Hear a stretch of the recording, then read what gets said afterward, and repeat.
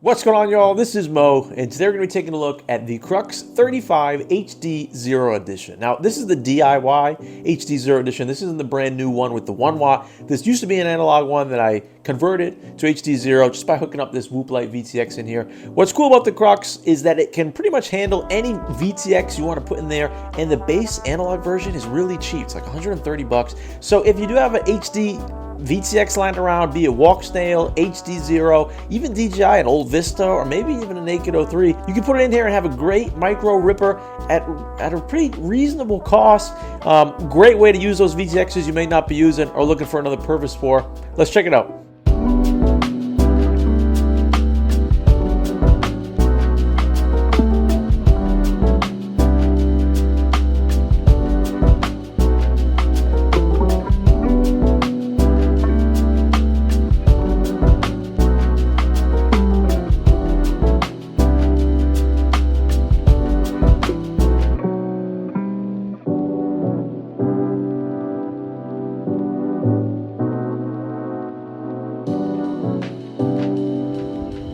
All right, let's take a look at some flight footage quickly.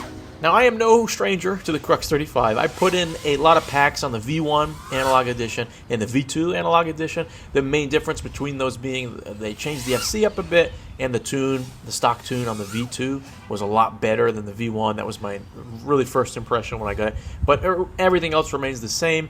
This is a V2. I just removed the analog VTX out of it, threw in an extra Whoop kit that I had, and that's what you're looking at here. I put in, this is actually a Nano V2 though. This isn't the Nano light cam that you would get in the Whoop bundle. This is a bigger Nano V2. I probably will put the newer Nano, is it the V3, in here if I had the choice. Just not looking to do that at this time. I like this quad, I really do.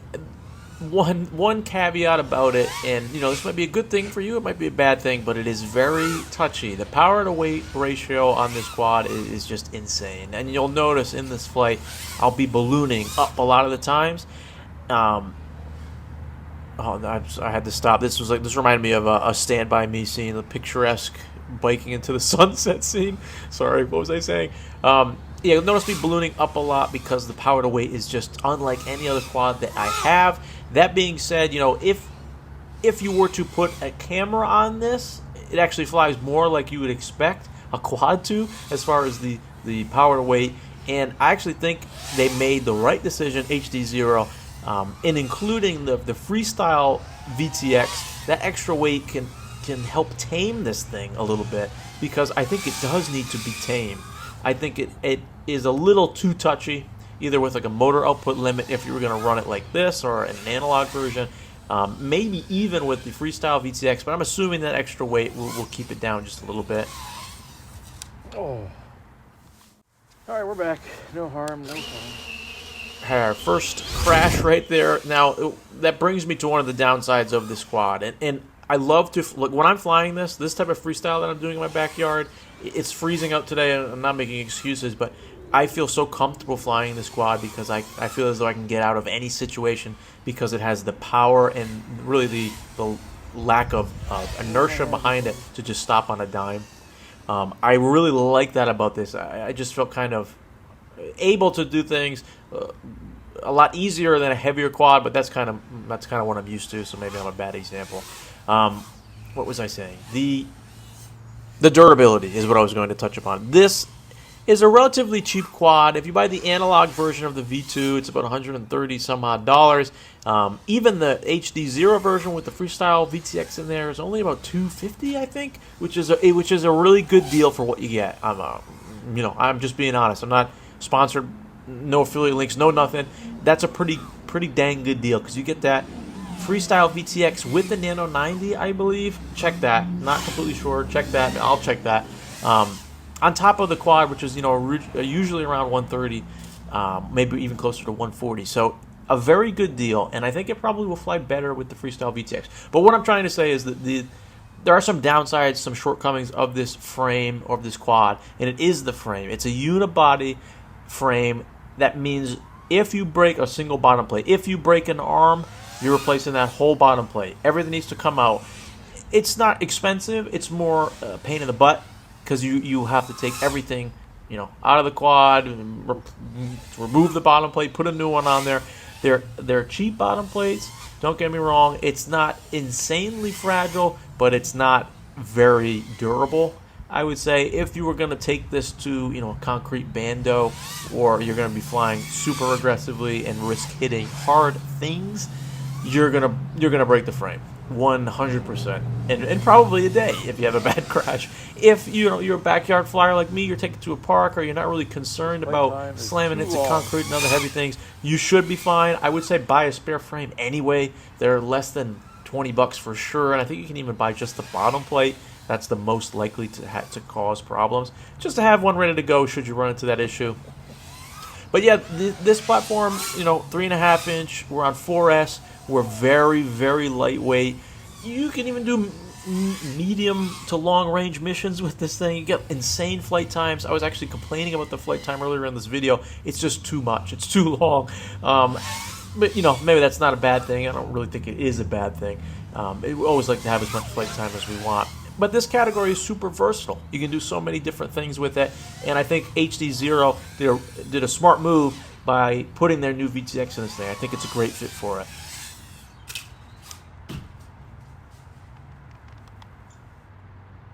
Let's call it there. All right, so here we are back at the desk. Don't have too much to go over with you. This is a fairly straightforward process.